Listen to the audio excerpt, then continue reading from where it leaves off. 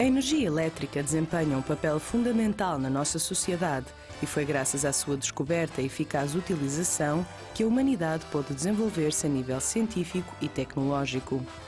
Somos tão dependentes da energia elétrica que necessitamos de a utilizar para conseguirmos executar atividades tão simples como, por exemplo, trabalhar ao computador, ver televisão, secar o cabelo ou ver um filme no cinema.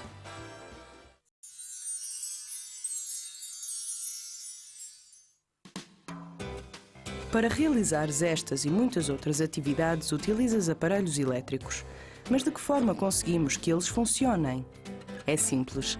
Ao ligar um aparelho elétrico a uma tomada, estabelece-se um circuito elétrico que permite o fluxo de corrente elétrica e o funcionamento desse aparelho.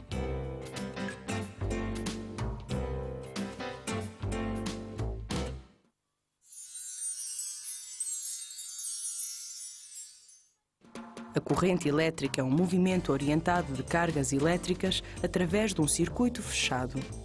Embora não nos seja possível ver o movimento das cargas dentro do circuito elétrico, podemos sentir os seus efeitos.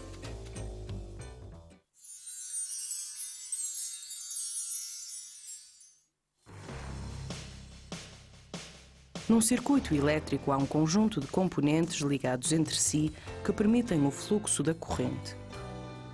Esses componentes podem ser fontes de energia, fios condutores, interruptores e receptores. As fontes de energia fornecem energia elétrica ao circuito. Como exemplos, temos as pilhas ou as baterias.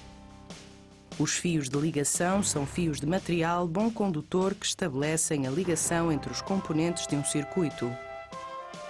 Os interruptores têm a função de estabelecer e de interromper a passagem de corrente elétrica no circuito.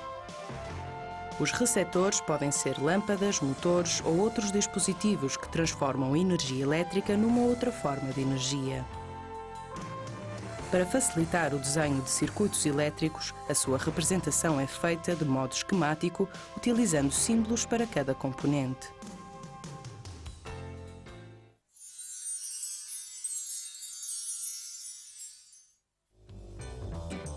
Num circuito elétrico pode instalar-se mais do que um receptor. Essa instalação pode ser feita em série ou em paralelo. Num circuito em série, a corrente elétrica percorre um único caminho para chegar até aos receptores. Num circuito em paralelo, há mais do que um trajeto para a corrente elétrica. Este é o tipo de circuito normalmente utilizado em nossas casas.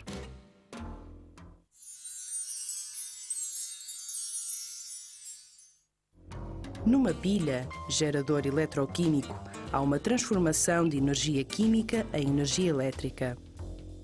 Há diferença de cargas entre os dois elétrodos, o que origina uma diferença de potencial elétrico. Quando se ligam os dois elétrodos por fios condutores, ocorre um movimento de cargas elétricas para tentar anular essa diferença. Cria-se um fluxo de corrente no circuito. Quanto maior for a diferença de potencial entre os terminais de uma fonte de energia, maior será a quantidade de energia elétrica fornecida a um receptor. A diferença de potencial elétrico é uma grandeza física que caracteriza a corrente elétrica e a sua unidade, no sistema internacional, é o volt.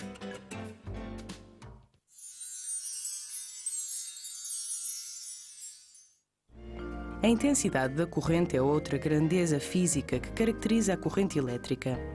A sua unidade de medida no sistema internacional é o ampere.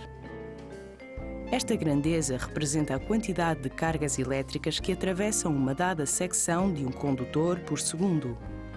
Se a intensidade da corrente for superior ao valor máximo suportado por um determinado aparelho, este pode ficar danificado.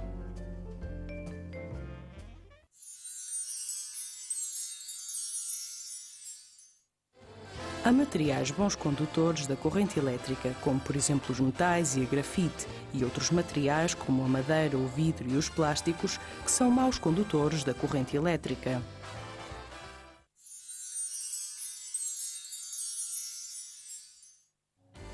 De entre os materiais condutores, há alguns que oferecem maior e outros menor oposição à passagem da corrente elétrica. A grandeza física que mede essa oposição denomina-se resistência elétrica e a sua unidade no sistema internacional é o ohm.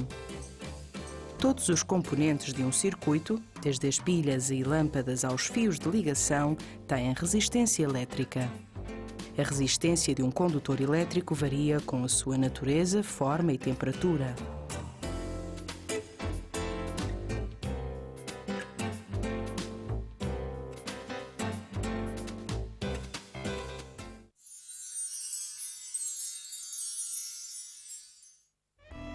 Em 1827, o físico Georg Ohm verificou experimentalmente que para alguns condutores a temperatura constante há uma proporcionalidade direta entre a diferença de potencial nos terminais do condutor e a intensidade da corrente que o percorre. Este constitui o enunciado da lei de Ohm. Os condutores que obedecem a esta lei são chamados condutores óhmicos.